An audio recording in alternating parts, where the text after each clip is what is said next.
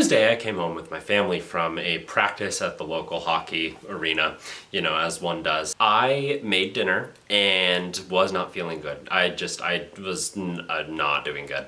And so I gave them dinner and immediately ran to the bedroom and tried to pass out, and it was awful. And then I don't remember much from the next 2 days. I had a 104-degree fever, and it was just not fun. For like 2 days, it was not good. Health insurance didn't kick in until Saturday, so thankfully it wasn't. I didn't die or whatever, but catching up on these games, I would have rather have not, but I did. So let's catch up on these together, starting with Tuesday's game against the Dallas Stars. I hate you. Didn't we just play them? Yes, we did. And this is the second time in like 4 or 5 days. I don't know, whatever. But game 51 started out great with the goal from Ivan Barbashev. That was waved off because he was offside. It was like a minute in though. And so, I don't know, maybe Vegas can still ride that high energy. They do! Immediately, same next shift. They're going around, Barbashev goes behind the net, sends a perfect pass almost through the crease, not quite, towards Jack Eichel, who just tips it home and past Otter to make it 1-0 Vegas really early in the first. But Maverick Bourque ties it like 2 minutes later. Not fun. And then, quite possibly, the most impressive offensive zone thing I've ever seen Nick Hague do. He's battling for the puck, and he gets control of it and then goes all the way around the ice. Like literally he made a lot of movement out there. He sends it on, it's saved, and then Hertl jams home the rebound. 2-1 Vegas. Fantastic stuff that continues in the second, because on a 2-man advantage, there was a penalty from Dallas, and then like immediately during the power play they committed another one. And so we had a pretty long 2-man advantage. And here it's Dorofiev who doesn't exactly rifle it home. He rifles it into Jake Ottinger's right leg, which then goes into the back of the net to make it 3-1 Vegas. And at that point, you're feeling a little bit comfortable, right? Because Vegas can, hold on to leads still, right? Like, it's just the offense when it isn't there. That's when we struggled, right? No. Because even though we just got rid of the 2-man advantage, we're still in the power play, right? Dallas scores a shorthanded goal. Rupe Hintz picks off a pass from Shea Theodore. It's a 2-on-1 the other way, passes it over to Wyatt Johnston, and Wyatt Johnston buries it. And so it's a 3-2 game. Not as comfortable, very wide open now, especially because we still have most of the game left. The most important thing that happened in this game, and I want to say this off the rip, Miro Heiskanen, I really hope he's okay and that he comes back in the regular season and is able to continue to be just as effective as he was before. He got hit by Mark Stone in the knees, and there is a lot of contention going around with several people that are very prominent in hockey saying it's obvious that Mark Stone was tripped by Rupe Hintz and falls into Miro Heiskanen, and it's extremely unfortunate, but Mark Stone did nothing malicious because he's not a dirty player, according to Darren Levy, who was on the call for this, the play-by-play, because Ray Ferraro immediately launched into him, which, okay, dude, seriously, he didn't know what he was talking about because he did not see the trip, because the camera angle didn't show it at first when it was happening live, but it's clear to me that he was tripped by Hintz, and when his skate goes, first, sorry, Heiskanen, I really hope he's okay. That sucks. His knees, that really hurts, and 100% he needs to recover from this and miss the Four Nations, which is unfortunate for Finland. Pete DeBoer also said Mark Stone is not a dirty player. Dallas Stars' current head coach, and yet the things that are getting the most traction across it's not like people are gonna just be like, Dallas, you're crazy, because they all hate Mark Stone, and because of the LTIR thing, they have him painted as someone they dislike, which means that everyone thinks that he's a dirty player, when there has only been one questionable thing that he's done, Mark Stone, to another player on the ice, that I can remember. Like there was the Brant Clark preseason thing where he screamed at him, but that's not like, that's more unhinged than dirty, right? And also, re-looking at that, I don't think he was screaming at him. Like he was definitely intensely trying to talk to him, but it wasn't like, anyway, not losing focus. I think it was a higher hit on a Blues player in the 2021 season, game 7, I want to say, of that season. That was a little iffy, but like he has no history and is not a dirty player. People just dislike him because of the LTIR thing, so they're going to jump on anything negative to say about him. And in this instance, especially for people that have never ice skated before, which I'm not one of, I play hockey, guys, freaking. So if Mark Stone's, who's already not the best skater, like that's the knack on him, is his skating is awkward and weird, and it's been a hindrance like his entire career. It's something he's had to work around and build in other areas, which is why he's so good at stealing the puck, probably because he isn't as good at skating and needed to make up for it in somewhere. And when he did, and to a point where it was good enough to get into the NHL, it's because of, anyway, when his skate is pulled out by Hintz's stick this way and then digs into the ice at an angle, it screws up his leg, and then when he's trying to push off of it, if it was awkward, he's gonna fall towards the ice.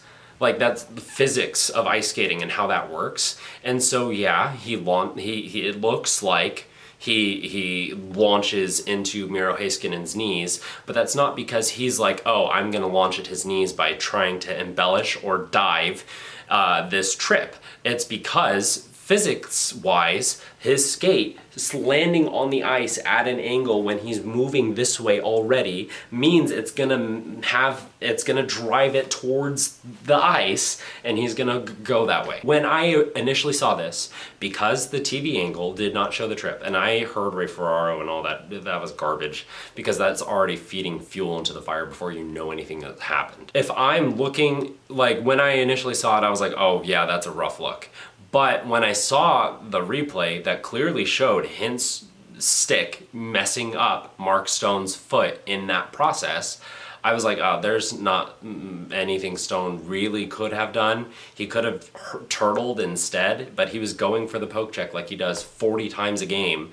And it's really unfortunate. And hindsight, yeah, he could have done that. In the moment, there's no way he could have known that.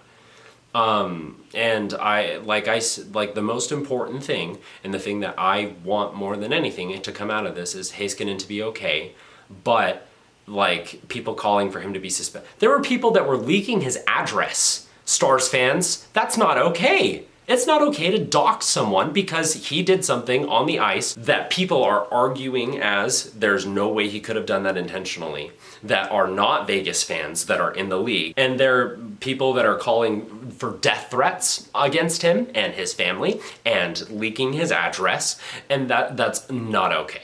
Absolutely abysmal loser effort mindset posting stuff, and not at all funny. Like people saying, oh, it's a joke, take it easy. No, that's stupid. Guys, unacceptable.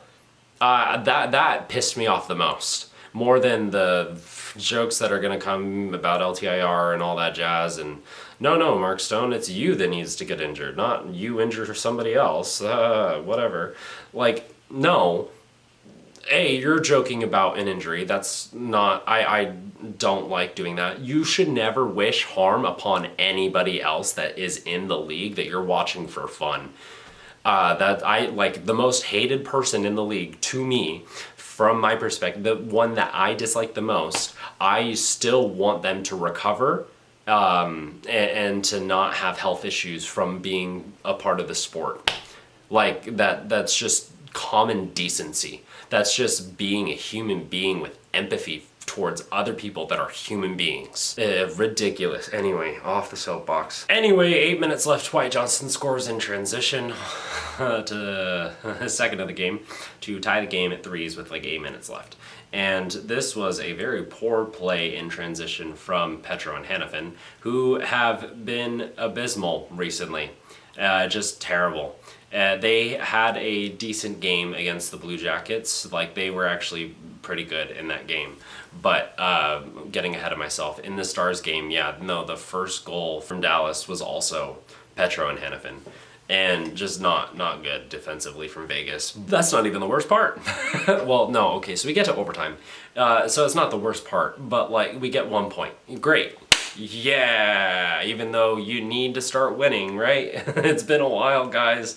And the Dallas Stars, we start overtime, Vegas gets possession, which is great. We go in towards the offensive zone, which is great. Jake Ottinger makes a save, and immediately the other way in transition, it's Wyatt Johnston with, is it Lundell?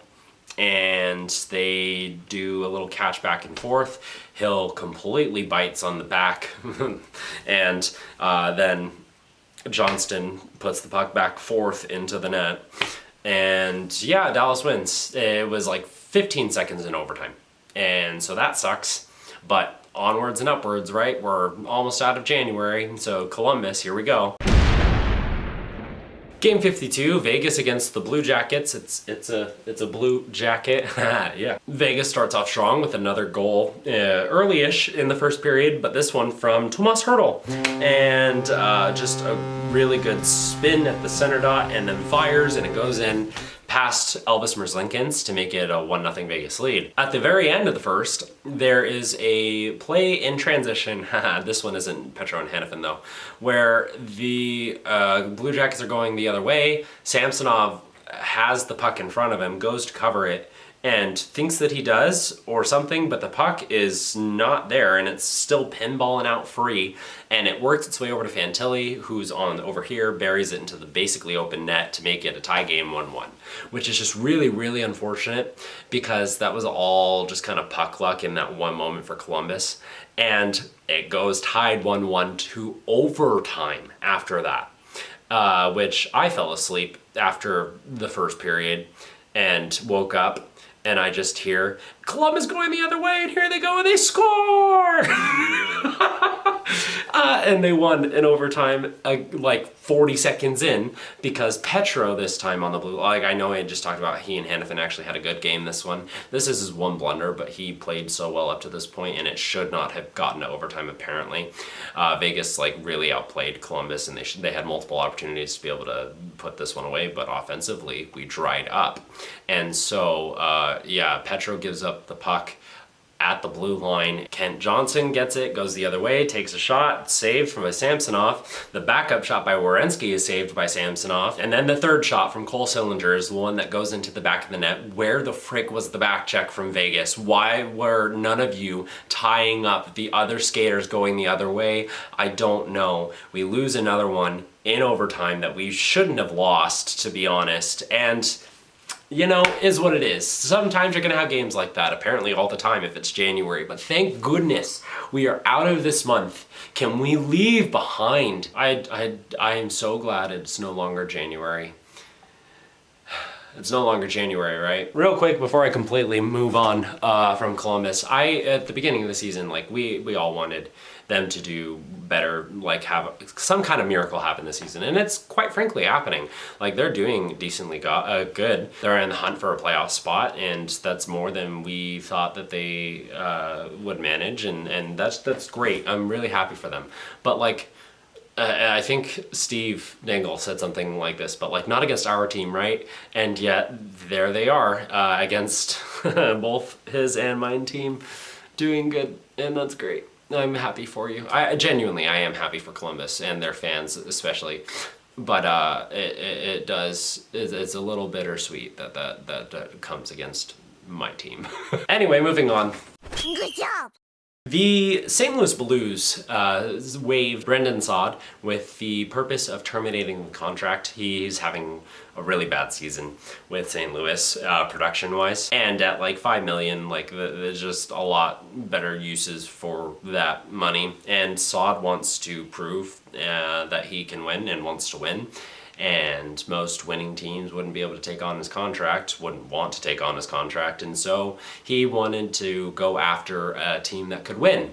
And when I saw that he was going to be waived to buy, I was like, to terminate the contract, I was like, Vegas should sign him because he always seems to score against us. He scored against us in the playoffs when he was playing for Colorado. He scored against us in St. Louis quite a bit. At least that's what it feels like. I don't know. So if we have him on our team, then he won't be able to score against us, although it would have been for the Blues. But I like going to another team, so, you know, winning team. And we did. We got him. It was a prorated 1.5 million, which means that's what his cap hit is. The actual money that he's receiving, which doesn't matter to any of us simpletons, is like 600,000, which is lower than the league minimum contract, but because of when he's being signed in the season and all that jazz, like it works out. Anyway, so he's wearing the number 20, taking over from Chandler Stevenson. That's fun.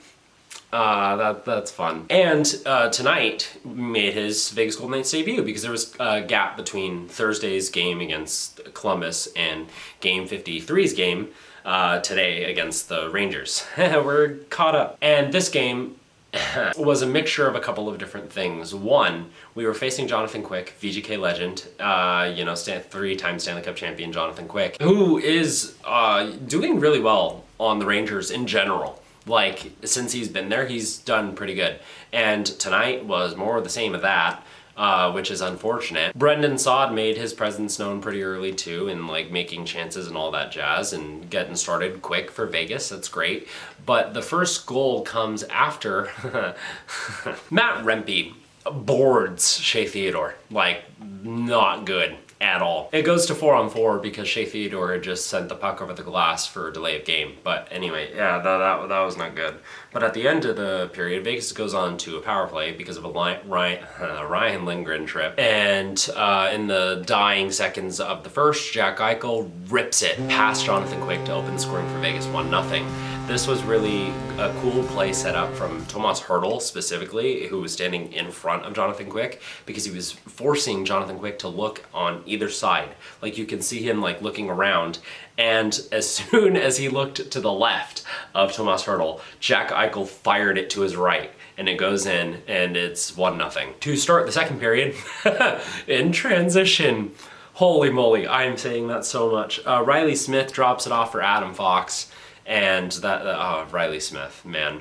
Adam Fox sends it over to Alexis Lafreniere, who rifles it in from the high slot past Aiden Hill because he didn't react quick enough, and it was basically an open net, and he dove but wasn't able to get there to the time, and so it's a tie game 1-1. But in transition for Vegas, Jack Eichel rips one home, and about halfway through the second period to give Vegas back the 2-1 lead, which is great. I'm working game, and I get home, and that's when I'm turning on the game as the third period, and it all goes downhill from there, because immediately to start the third period, because in the third period New York did really well in just figuring out Vegas's defense. On the Rangers' first power play of the game, which is in the third period, there is a shot wired on by JT Miller. Oh yeah, he's a New York Ranger now.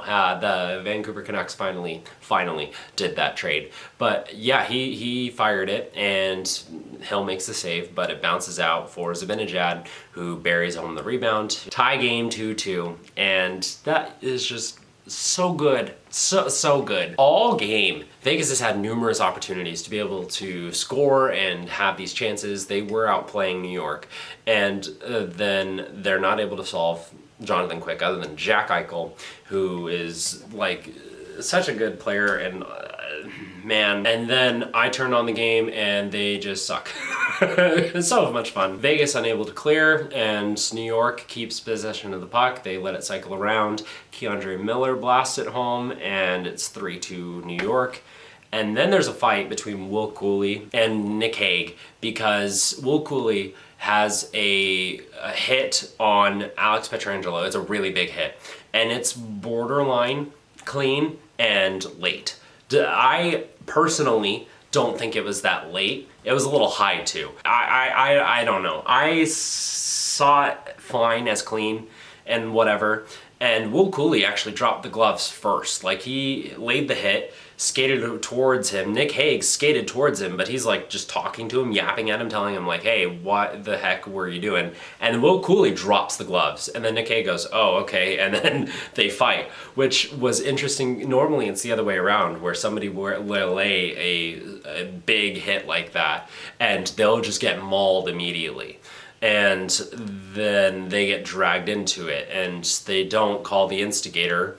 And so people will see this and be like, Will Cooley like laid a clean hit, so why is Vegas not getting an instigator? Oh, favoritism, even though Will Cooley is the one that drops the gloves first. And if you watch the freaking video, you would see that, like, seriously, NHL fans sometimes online are just some of the dumbest people I know. Not you guys, obviously, because not you guys. I have an aneurysm every time I read these ridiculous comments that make zero. I'm still talking about the Dallas game. Anyway, Alex Pietrangelo, with like 2.5 minutes left, gets called for hooking because he put his stick in like towards the hands. He didn't do anything with it there, but it was there. And so that's kind of a weak call. Like, why would you put the stick there is a completely fair question. But they weren't calling like anything up to that point. And so maybe you thought you would get away with it, or like they had not been called earlier, so like it should be fine based on the precedent set in game. It's an Eric Furlack game, so of course it's just going to be not consistent at all. In my opinion, you need to call the rule book and not have it be subjectively based on whatever reffing crew you have. Anyway, it's the most ridiculous. I am so mad right now. Not just because of the Dallas stuff or because of whatever's happening now and all this and the refs and all that jazz, but like Vegas has just sucked. I'm sorry. New York, you deserve your flowers. You did a good job and a good comeback and a really good third period, which has been Vegas's best period until apparently January. And Jonathan Quick, VGK legend, got his 400th career NHL win. That's fantastic. Most among any US-born goalie. I'm proud of that, you know, and I'm happy for him. But why tonight? Like, seriously, I want January to be over, and it finally is over, and then it's still not over. And if that doesn't make any sense, then neither does what I had 104-degree fever, so leave me alone. I don't anymore. I'm feeling better. I'm actually feeling more myself today than I had. Like, I still needed to rest today for the most part, but I'm finally getting back to like normal-ish, whatever my version of that was. Vegas every year seems to have this slump in January. I don't know what it is. It's really frustrating because this is supposed to be the healthiest our lineup has been. Minus the way, like I've said this already numerous times throughout the month, but we just aren't performing to the best. Our offense dried up again, except for the power play and Jack Eichel. Brendan Saad should be a good addition to us to help us solidify our offense from a winger standpoint. Hopefully he's able to pick up his production back to normal, I guess. Did Tomas Hertl's point streak end tonight? Yeah, it did. That's unfortunate. 11 games, which is a career high for him. That was really, really cool. He also reached 20 goals with his goal against the Blue Jackets, and just a really solid stretch despite an abysmally performing team around him recently for Tomas Hertl. And realistically, because of his assist where he didn't touch the puck on that first goal, like he's contributing offensively still. Despite the point streak technically ending today. Jack Eichel has 9 goals in his last 18 games, which he only had like 9 goals in the 34 before that or something, and so he's really finding his groove offensively with shooting the puck, and that's helpful. I wish the rest of the team would too. And the problem really has been our defense and goaltending. Like, it's not just the goalies' faults that their save percentage is sub 900, like in 10 of the last 12 starts, but you need to play better defense and you need better saves. That's just, it's the name of the game. You have to make the saves, and they're not making them right now, and that's not good.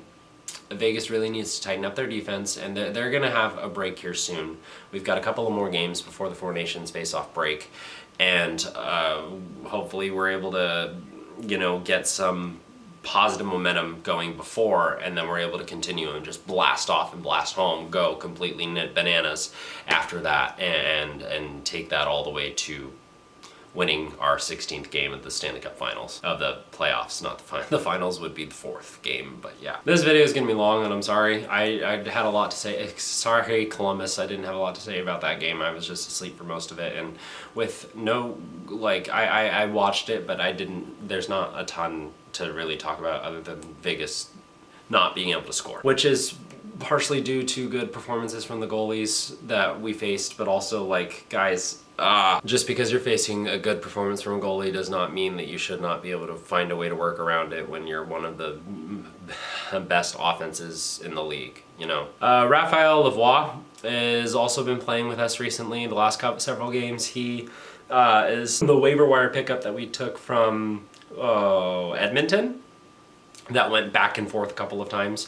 But yeah, he finally suited up for us these last couple of games, and so that was been new. He hasn't been bad, but he hasn't been great either. Like, he's just been there, and that's not a bad thing, but it is when you need offense, you know? I'm done. I'm gonna edit this throughout the day tomorrow, so I'm gonna probably post this Monday night, which means our next game is gonna be tomorrow, as of when I'm posting this, January 4th. Against February 4th. Please not January. Can we be done with January? Can we leave January in January, please? I guess let it carry over to today, but that's it, like the 2nd. No, February 4th against the New York Islanders. And then we have 2 more games after that before the Four Nations face-off break. And so let's try to get any bit of positive momentum to swing our way out of this. But that's going to be it for Game 51, 2, and 3's Nightly Review. Thank you so much for watching, and have a good night.